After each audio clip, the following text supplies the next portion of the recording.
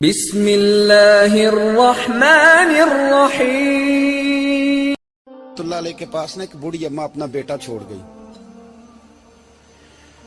تو حضرت صاحب نے کو 2 4 5 مہینے رکھا، تو بعد میں اس کی اماں کو بلا کے کہا کہ تو بیوہ ہے، بیٹا تیرا یتیم ہے، میں نہیں چاہتا کہ اس کا وقت ضائع ہو، یہ پڑھنے والا کوئی نہیں، سارے نہیں بھائی پڑھنے والے ہوتے، اب یہاں علماء بیٹھے ہیں، میں بے ادب بھی نہ ہو جاؤں، کچھ پورے 8 سال لگا کے بھی آ جاتے ہیں، سند بھی ان کے پاس ہوتی ہے، ناراض نہ ہو جانا، یہ تو سب اچھے لوگ ہیں، سند ہوتی ہے پر پتہ کوئی نہیں ہوتا، یہ اعلیٰ حضرت نے لکھی ہے بات، سند ہوتی ہے، پوری ڈگری ہوتی ہے، اس پہ کئی لوگوں کے سائن بھی ہوتے ہیں، تو بہت سارے طالب علم ایسے ہوتے ہیں جو مدارس میں کہتے ہیں میں فاضل فلاں ہوں، لیکن کوئی شے پاس، تو مولانا سردار احمد صاحب محدث اعظم پاکستان رحمۃ اللہ علیہ اس بوڑھی کو کہنے لگے تیرا بیٹا کند دینا ہے، پڑھنا پڑھانا اس نے کچھ بھی نہیں، تو یتیم بچہ ہے، کل کو تو کہے گی کہ میرے بیٹے نے وقت ضائع کیا تو واپس لے جاؤ۔ بوڑھی اماں رونے لگ گئی، کہنے لگی میں پڑھانے تو نہیں لائی تھی، میں تو آپ کو رب کا ولی سمجھتی ہوں، میں تو نوکری کرانے لائی تھی، نوکری۔ حضرت انس بن مالک کہتے ہیں میری اماں بھی حضور کی بارگاہ میں دے گئی تھی، حضور کی بارگاہ میں، یہ نہیں کہا تھا کہ یا رسول اللہ پڑھا دیں، ہاں میں ذمہ داری سے بات کر رہا ہوں، یہ نہیں کہا تھا حضور مجاہد بنا دیں، یہ تھوڑی کہا تھا کہ یا رسول اللہ صلی اللہ تعالی علیہ وسلم سے مفسر محدث محقق مفتی بنا دیں۔ حضرت انس کی اماں کہہ گئی تھی سونیا جب تک یہ رہے گا نا آپ کی نوکری کرے گا، یہ گھر کے کام کاج کرے گا، ڈیوٹی کرے گا، حضور یہ آپ کی نوکری کرے گا۔ تو میرے محبوب نے پھر دعا کر دی اللہ اسے برکت عطا فرما۔ تم سمجھتا ہے خدمت والا خالی رہ جاتا ہے؟ جتنا ذائقہ خدمت والے کو ملتا ہے، جو اس کے نصیب میں آتا ہے، وہ کسی کا نصیب کہاں بھائی۔ حضرت انس کہتے ہیں حضور نے دعا کر دی، برکت کی۔ مجھے تو کھیتی باڑی آتی بھی نہیں تھی، پر لوگوں کے باغ میں سال میں 1 دفعہ پھل لگتا تھا، میرے باغ میں 2 دفعہ لگتا تھا۔ حضور نے دعا کر دی یا اللہ اسے اولاد دے۔ فرماتے ہیں میرے بیٹے، میرے پوتے، میرے نواسے، میری بیٹیاں، فرماتے ہیں میں زندہ ہوں اور میری 100 اولادیں موجود ہیں۔ پریشان ہو گیا 100 سن کے کہ بچے 2 ہی اچھے، 100 اولادیں میری موجود ہیں۔ حضرت انس بھی مولانا سردار احمد صاحب کے پاس نا چھوڑ گئی بچہ، کہنے لگی حضرت جی میں کو پڑھانے کے لیے تھوڑا چھوڑ گئی ہوں، میں تو اس لیے چھوڑ کے گئی ہوں کہ آپ مہربانی کریں خدمت کرائیں۔ تو حضرت جی کہنے لگے کوئی ایسا کام ہی نہیں، خدمت والا کیا کراؤں؟ کہنے لگی پٹھے پوا لیا کرو جی، ان لڑ پیندے نے، کہنے نے بچے کام کر دیں مدرسے دا، حالانکہ اب کہاں بچے کام کرتے ہیں، اب تو گزر گیا دور، اب تو بچے کام کراتے ہیں، اب بچے بھی ناراض ہو رہے ہیں، گھور گھور کے دیکھ رہے ہیں، صحیح پہ رہا ہوں آپ کو، بچے کام کراتے ہیں، بچے کہاں کام کرتے ہیں۔ کہنے لگی یہ چارہ ڈالے کرے گا آپ کی بھینسوں کو۔ تو حضرت نے اس کو کہا کہ بی بی چارہ میری بھینسوں کو ڈالنے کے لیے میں نے بندہ رکھا ہوا ہے، تو جا لے جا۔ کہنے لگی ہاتھ باندھ کے حضور مہربانی کریں رکھ لیں، چارہ ڈالے گا، اور پتر توجہ سے چارہ ڈالنا حضرت کی بھینسوں کو۔ رونے لگی، حضرت نے رکھ لیا، مہینے کا خرچہ بھی دیتے، شام کو نا وہ سارا دن کام کرتا، شام کو آ کے پیروں میں بھی بیٹھ جاتا، حضرت جی لائیں تیل تھوڑا سا، پیر نہ دبا دوں۔ 8 سال ساتھ والے پڑھتے رہے، یہ بیچارہ نوکری کرتا رہا، میرا روپ بھی نہیں تے میرا رنگ بھی نہیں، اور مینو یار منان دا ٹنگ بھی نہیں۔ کبھی کبھی نا حضرت بلال حبشی فارغ ہوتے نا تو نبی پاک کی بارگاہ میں عرض کرتے حضور کوئی کام تو نہیں، سارے ہو گئے، حضور جاؤں ذرا، چلے جاتے۔ ایک دن سلمان فارسی کہنے لگے یا رسول اللہ یہ بلال کہاں جاتا ہے؟ فرمایا جا دیکھ کے تو آ۔ حضرت سلمان واپس آئے تو آ کے رونے لگے، کہنے لگے سونیا جب یہاں سے جاتا ہے نا تو جا کے سیدہ فاطمہ کی چکی پیسنی شروع کر دیتے، بی بی صاحبہ کے کام کرنے لگتا ہے، گھر میں جا کے اسنین کی ڈیوٹی کرتا ہے، وہاں بھی کام یہاں بھی کام۔ وہ چارہ ڈالتا رہا، اس نے چارہ ڈالا، حضرت محدث اعظم کی بھینسوں کو دستار فضیلت کا وقت آ گیا، سارے پگڑیاں سجا کے آ گئے، آج دستار ہوگی، یہ نہ پیچھے ہو کے بیٹھ گیا، چونکہ پڑھا ہی نہیں تھا تو دستار کاہے کی، دستار تو اس کی جو پڑھے گا، ہم نے تو پڑھا ہی نہیں، ہم نے تو یار پڑھا، گھر پڑھا، ڈیوٹی کری۔ حضرت محدث اعظم رحمت اللہ علیہ کے ہاں جب اعلان ہونے لگا نا کہ اب دستار ہوگی تو حضرت نے پہلا اعلان اس کا فرمایا۔ تو مجھے والا بندہ کپڑے بھی کدی کدی بدل دے نا، وہ کہتا ہے جس حال میں بھی تھا میں پلٹ کے دیکھنے لگا کہ پڑھا پڑھایا تو ہے کوئی شے نہیں، یہ ماجرا کیا ہے؟ पीछे से उठ के आए तो कहते हैं बाकियों की दस्तार किसी आलिम ने की, किसी सूफी ने की, लेकिन ये भैंसों को चारा डालने वाला जब आया तो मुहद्दिस आदम ने फरमाया पगड़ी के बाल को कोई हाथ ना लगाए, ये सारी दस्तार मैंने करनी है। और फरमाते हैं हजरत बाल भी देते जाते थे और आंसू भी बहाते जाते थे, माथा भी चूमते थे और फरमाते थे दस्तार के बाद चला तो नहीं जाएगा यार, मुझे तो इबादत भी नहीं रह गई, मुझे तो चाबियों को भी नहीं पता कौन सी कहाँ रहती है, जाएगा तो नहीं तू? तो रो पड़ा, कहने लगा सोने जाए तो वो जिसके पल्ले कुछ है हो, आता जाता तो है कुछ नहीं, मुझे किसने रखना है, मैंने कहाँ जाना है, इधर कहा तो इधर ही रहूंगा। वो उस तालिब इल्म के सारे उस्ताद भाई कहते हैं उसने दस्तार कराई, पढ़ा पढ़ाया कुछ नहीं, पर जो मसला अड़ जाता था ना, वो जो अड़ जाता था ना, वो जाके उससे पूछते थे तो किताबें खोलने की जरूरत नहीं पड़ती थी। हजरत उम्मे सलमा रज़ी अल्लाह तआला अन्हा कहती है मैंने अर्ज की या रसूल अल्लाह सल्लल्लाहु अलैहि वसल्लम मेरी बच्ची बड़ी बीमार है, तो मुझे किसी ने कहा है ये थोड़ी सी नशे वाली चीज है, ये बना के तैयार करके दो सही हो जाएगी, बीमार है बच्ची तो ये नशे वाली चीज है, इसको तैयार करके दो, थोड़ा नशा है। अगरचे बाज, मैंने शुरू में कहा, बाज लोग मरीज को, सख्त मरीज को ऐसी अद्वियात जो मजबूरी बन जाए उसकी गुंजाइश और इजाजत देते हैं। मुहतात उलमा तो उसमें भी बहुत सारी चीजें पहले बयान करते, लेकिन उसने कहा जी निरा नशा देना है शिफा के लिए। हज़रत उम्मे सलमा कहती है मेरे नबी पाक ने मेरी तरफ देखा, मेरी तरफ, तो मैंने कहा या रसूलल्लाह आप क्या फरमाना चाह रहे हैं? तो नबी पाक ने फरमाया उम्मे सलमा कभी नापाक चीज में भी शिफा हुई है, कभी नापाक चीज में भी, कभी शराब और खमर में भी शिफा हो सकती है। शिफा रब करीम ने रखी है पर शहद के अंदर रखी हुई है, शिफा अल्लाह ने रखी है कुरान मजीद में रखी हुई है, तो इसमें भी कभी ये हुजूर ने बयान किया है कि इसके अंदर शिफा हो सकती, तो उम्मत कितनी दिलेरी करती है जो ये मशवरे देती है कि उसके अंदर नशा है, शराब है, तो खांसी चली जाएगी तो फलानी बीमारी चली जाएगी। ना आओ इन चीजों पे, ना अपने ईमान को खराबी दो और ना ऐसी बातें करो जिससे कि डायरेक्ट रसूलुल्लाह सल्लल्लाहु अलैहि वसल्लम के वाज़ेह इरशादात की मुखालफत हो। मेरे नबी पाक सल्लल्लाहु अलैहि वसल्लम ने फरमाया, और फिर कुछ लोग कहते हैं थोड़ी पी है जी। अब तो मैं तज्जिये में पढ़ रहा था कि ऐसी शराब इजाद हो गई है, लोग शराब पीते हैं और वो मस्त भी रहते हैं, कार भी चलाते रहते हैं, कहते हैं जी नहीं हमारा ज़हन माऊफ नहीं हुआ तो ये वाली सही है, नशा नहीं लाती। मेरे नबी पाक सल्लल्लाहु अलैहि वसल्लम ने फरमाया जिस चीज की थोड़ी मिकदार, ज्यादा मिकदार हराम है उस चीज की थोड़ी मिकदार भी हराम है, जिसकी ज्यादा मिकदार हराम है उसकी थोड़ी भी। तो खमर और शराब अगर फुल पीना जायज नहीं तो थोड़ी पीना भी जायज, ये हराम है और हराम थी और कयामत तक हराम ही रहेगी। मेरे नबी पाक सल्लल्लाहु अलैहि वसल्लम ने मना किया और हुजूर ने इजहार नापसंदीदगी फरमाया, और मैं 40 दिन तो इबादत ही कबूल नहीं होती शराब पीने वाले जब तक सच्ची तौबा ना करे। ये लफ्ज जब अदा करता हूं तो शर्म से मेरी जुबान लड़खड़ाती है कि यार दरबारों पे भी नशा बिकता है। मैं ये बात कर रहा हूं सूफिया का तर्जुमान, दरबारों पे, मजारों पे, और सज्जादा नशीनों तुम्हें जमीन निगल जाए, आसमान तुम्हें ले उड़े, तुम पर कहर नाजिल हो, तुमने बाप दफन करके तो वहां नशे का अड्डा बना लिया, माओं से बेटे छीनने लगे हो, औरतों के सरों से कपड़े छीनने लगे हो, सुहाग मारने लगे हो, बेटियां और बेटे यतीम करने लगे हो, नशा बेचते हो दरबारों और मजारों पे, ये तमाशा लग गया। आप कैसे करूं ये बात, पर करनी पड़ रही है, मजबूरी है, ये मजमून मुकम्मल नहीं हो सकता। बंद कर दे वो दरबार, हमें नहीं चाहिए जिन दरबारों पे नशा बिकता है। मैं जिम्मेदारी से कह रहा हूं, बात रिकॉर्ड हो रही है। जूते की नोक पे वो सज्जादा नशीन जो उम्मत को ड्रग्स देता है, वो सज्जादा नशीन का डेरा नहीं, वो गंद का अड्डा है, वहां से फैज नहीं मिल रहा, उम्मत की तबाही हो रही है। बता दो, फैला दो, इसको एतराज करना करो।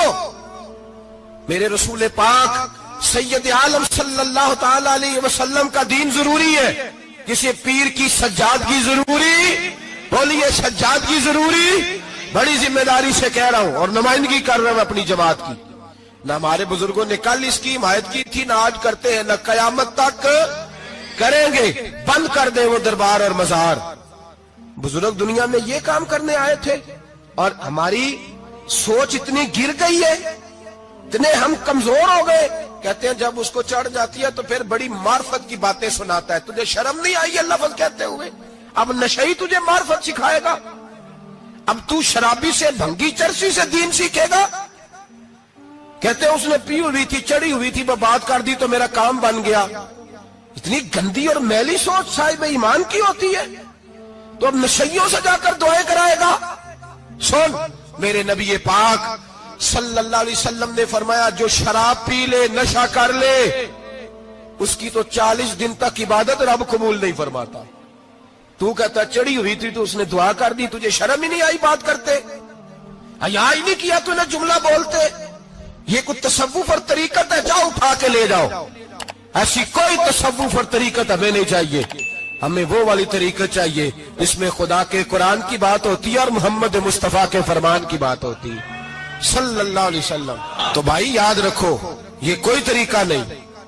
ایک مزار ہے، مجھے ایک صاحب کہنے لگے آ جائیں یہاں بھی فاتحہ پڑھیں۔ میں نے کہا یہاں کیا ہے؟ کہنے لگے تھے تو بابا جی نشہ وشہ کرتے، پر اب سنا ہے لوگوں کی منتیں بڑی پوری ہوتی ہیں۔ مجھے جذبات بڑے کم آتے ہیں۔ میں نے اس آدمی کو گریبان سے پکڑ لی، میں کہ ادھر ہٹ، وہ تو نشہ کرتا تھا اور تو جاتا تھا، تیری یہ کیسے طاقت ہوئی؟ تو نے مجھے مشورہ دے دیا ہے، تو ہمیں کمزور سمجھتا ہے؟ ہم کمزور ایمان کے لوگ ہیں، اور میں یہاں تجھے کہوں گا نہیں نہیں میں یہاں نہیں جاتا، میں وہاں جاتا ہوں۔ بالکل کوئی لگی لپٹی بات نہیں، کھری بات۔ تصوف وہ، دربار وہ جہاں قرآن پڑھا جائے اور رسول اللہ کی حدیث سکھائی جائے، باقی کوئی مطلب نہیں کسی قسم کا۔ میں داتا صاحب کبھی جاؤں نا جلسہ کرنے کسی کام سے، کسی تقریب میں، تو میں داتا صاحب کے مزار پہ نہیں جاتا۔ میں کہتا ہوں یار یہ یرانہ نہیں کہ بندہ کسی کام آیا تھا تو فاتحہ پڑھ لی، واپس چلو۔ گکھڑ سے سپیشل آئیں گے داتا صاحب کے مزار پہ حاضری دیں گے، اور میرے سنگی گواہ ہیں کہ میں سپیشل ٹائم نکال کے بہت سارے کام چھوڑ کے سپیشل جاتا ہوں، اور میں مراد ماننے نہیں جاتا، میں داتا صاحب کا شکریہ ادا کر دے جاتا ہوں۔ میں ان سے کہتا ہوں حضور آپ کی مہربانی، آپ یہاں آئے تو ہمارے بڑے بھی رسول اللہ کے غلام بن گئے۔ میں تو سلام عقیدت پیش کرنے جاتا ہوں۔ ہم مزارات پر جانے کے قائل نہیں، بلکہ ہماری تو عقیدت کا درجہ ہی مکمل نہیں ہوتا جب تک ہم مزار پہ سلام نہ کریں۔ پر مزار داتا صاحب کا، مزار خواجہ معین الدین اجمیری کا، مزار غوث اعظم جیلانی کا، مزار محدث اعظم مولانا سردار احمد کا، مزار اولیاء کا، مزار میاں شیر محمد شرک پوری کا، مزار رب کریم کے بندوں کا۔ بھنگیوں چرسیوں کے مزار نہیں ہوتے، اور نام ان مزارات کے قائل ہیں، بالکل قائل نہیں ہم۔ میں تھوڑے دن پہلے لاہور گیا تھا، تو میں کار میں میاں صاحب میاں شیر محمد شرک پوری کا ذکر کر رہا تھا۔ میں اپنے دوستوں سے کہہ رہا تھا یار بہت بڑا بابا ہوا ہے، تو مجھے کہنے لگی کرامت کیا ہے؟ میں نے کرامت یہ ہے کہ ساری زندگی سنت کا درس دیا ہے۔ تو مجھے کہنے لگے آپ کبھی گئے نہیں؟ میں نے کہا میں اسپیشل گیا تھا، اور تھوڑے دنوں کے بعد پروگرام بناؤں گا تو میں ساتھ لے کے جاؤں گا۔ ہم مزارات کے قائل ہیں، حاضریاں دیں گے مزاروں پہ، لیکن بھنگیوں چرسیوں کے مزاروں پر جانے کے قائل ہیں؟ زور سے بولے، یہاں جانے کے قائل ہیں؟ کوئی عقیدہ نہیں ہے ہمارا۔ نشہ بکے گا اب مزاروں پہ، اب یہ تصوف ہوگا وہاں، یہ طریقت ہوگی۔ اور ملت پر رحم کھاؤ خدا را۔ اگر تمہارے قومی ادارے کہتے ہیں رپورٹ کرنے والے کہ 70 لاکھ پاکستانی نشہ کرتا ہے، تو کیا تمہیں یہ نہیں پتا کہ نشہ بیچتا کون ہے؟ کیا تمہیں یہ نہیں پتا کہ ڈرگز کا کاروبار کون کرتا ہے؟ اگر تمہیں یہ پتا ہے تو کیا یہ خبر نہیں تمہیں کہ ان رگوں پر یہ خون اتارتا کون ہے؟ میں اپنے بزرگوں سے معذرت کے ساتھ، نشے کا آغاز، ناراض تو نہیں ہو جائیں گے بزرگ، نوجوانوں کو میں لتاڑ لیتا ہوں لیکن بزرگوں کی عزت کرنا سنت ہے، تو میں بزرگوں سے معذرت کے ساتھ یہ یوں سمجھ لیے خوگرے حمد سے تھوڑا سا گلا بھی سن لے۔ نشہ سگریٹ سے شروع ہوتا ہے، سگریٹ سے۔ میں تمباکو کو حرام نہیں کہتا، یہ فتویٰ نہیں دے رہا۔ تمباکو کا حکم وہی ہے جو مولی کا ہے، جو کچے پیاز اور لہسن کا ہے، کہ آپ جب کھا لیتے ہیں تو منہ سے بدبو آتی ہے، تو آپ مسجد میں آئیں تو آنے سے پہلے مسواک کریں، منہ صاف کریں، پھر آپ آ جائیں۔ تو تو جائز ہے، مکروہ ہے لیکن حرام. لیکن تمباکو سے آگے جب حالات بڑھتے ہیں، تجزیہ نگاروں نے لکھا ہے کہ ہمارے پنجاب کے کچھ علاقوں میں اب سگریٹ سے نکال کے نا، پہلے بھی بھرتے تھے لوگ اس میں بڑا کچھ، اب پتہ ہے کہ نیا نشہ ایجاد کیا ہے. اب اس کے اندر چربی بھرتے ہیں اور چھپکلی کو مار کے، سکھا کے، خشک کر کے، اس کو پیس کے وہ ساتھ نشے کے ملاتے ہیں، اور اس کا حال یہ ہوتا ہے کہ آدمی کو زیادہ نشہ ہوتا ہے، اور کہتے ہیں وہ اتنا گند ہے کہ وہ آدمی کسی کو دانت بھی لگائے گا تو وہ بندہ بھی بیمار ہو جائے گا. کیا یہاں لوگ اسپرٹ نہیں پیتے آپ کے ملک میں؟ اور ہم کبھی سڑک پہ جاتے ہیں تو نشئی کو دیکھ کے مذاق کرتے ہیں، دیکھنا میں ہارن لگاؤں گا تو گاڑی کے ہارن سے گر جائے گا. لیکن تجھے پتا نہیں کہ یہ کسی ماں کا بیٹا ہے، پتا نہیں کسی بیوی کا شوہر ہے. ایک ہمارے دوست ہیں، بزرگ ہیں، ان کا داماد فوت ہو گیا، نشہ کرتا تھا. تو میں تعزیت کرنے ان کے گھر پہنچا تو کھڑے ہو گئے ہاتھ باندھ کے، کہنے لگے حضرت صاحب باقی ساریاں گلاں چھڑ دیو، صرف نشے تے تقریر کریا کرو. وہ جب جیتا تھا تو تب بھی اس کے بچے یتیم ہی تھے، یتیم ہی تھے. میری بیٹی جب میرے گھر آتی تھی اور میں اپنے پوتوں کے اترے کپڑے اسے پہننے کو دیتا تھا تو میرا کلیجہ پھٹتا تھا. اور میری بیٹی اس کی زندگی میں بھی بیوہ کی زندگی گزار رہی تھی، وہ میری بہوؤں کے اترے ہوئے کپڑے پہنتی تھی. کوئی دعا کرو، کوئی جلسے کرو، یہ لت ختم ہو جائے. اور کہنے لگا اب میرے وہ چلا تو گیا ہے، دادا دادی اس کے پہلے کوئی نہیں، چچا ہے کوئی نہیں، جب تک تو میں زندہ ہوں ان نواسوں کو کوئی روٹی کا لقمہ، کوئی کپڑا مل جائے گا. لیکن سوچتا ہوں میں بوڑھا ہوں، مر گیا تو ان کو کوئی پوچھے گا بھی نہیں، کون ان کی خبر. اتنا ظلم اس قوم سے، اتنی زیادتی. اور آرام سے لکھ کر لوگ گزر گئے کہ یہ 70 لاکھ ہے، ان کا درد تو سمجھو، تکلیف تو سمجھو. 7 فٹ کا سونا جوان اور نشے کا عادی ہے تو کسی نالی میں پڑا ہوا ہے. اور میں نے کہا اس قوم کے ساتھ اس سے بڑا بھیانک مذاق کیا ہوگا. کوئی دانشور تھا بڑا ظالم، اس ظالم سے کوئی مشورہ لینے آیا، اس نے آ کے کہا تو بڑا ظالم ہے، بڑے کڑوے مشورے دیتا ہے، میرا ایک دشمن ہے، میں اس سے بدلہ لینا چاہتا ہوں، میرا دل کرتا ہے اس کا بچہ قتل کر دوں تاکہ وہ تڑپے. تو ظالم نے کہا اسے قتل نہ کر، وہ تو اس کا باپ 2-4 مہینے رو کے چپ کر جائے گا. پھر میں سخت سزا دینا چاہتا ہوں، مشورہ دے. تو اس نے کہا اس کے بچے کو نشے پہ لگا دے. جس کا بچہ نشہ کرے گا وہ باپ روز مرے گا، روز جیے گا، وہ ماں روز مرے جیے گی، نشے پہ لگا دے.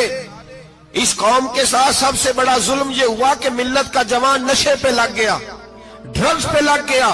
اتنے تباہ حالات ہوئے کہ جوان چڑھتی جوانیاں، اماں نے کتاب دے کے بھیجا تھا، اور کالج سے واپس آئے تو نشے کے ٹیکے ہاتھوں میں پکڑے ہوئے، ٹیکے. اور آپ کے اس ملک کے اسلام آباد میں ایک دن میڈیا نے وہ خبر بھی وائرل کی اور وہ چیز بھی دکھائی لوگوں کو. 3 مہینے کا بچہ لے کے نشئی سڑک پہ آ گیا. اس نے کہا میرا نشہ ختم ہو گیا، میرا بچہ خرید لو، 2 پڑیاں دے دو. تو وہاں بیبیاں جو سن رہی تھی وہ بھی چیخے مار کے رو رہی تھی. یہ ظلم کیا اس قوم کے ساتھ، اور کرپشن کی لعنت نے اجازت دی سپلائی کرنے والوں کو کہ گلی گلی بیچے، گلی گلی. انہوں نے کوئی تھوڑا ظلم نہیں کیا ان حکمرانوں نے. اور ہماری اپوزیشن، اس کو نہ صرف اتنا پتا ہے کہ یہ جائیں اور ہم آئیں، اس سے زیادہ کوئی غرض نہیں. بھائی کرپشن کے خلاف نکلے ہو تم، نشے کے خلاف کس دن نکلو گے؟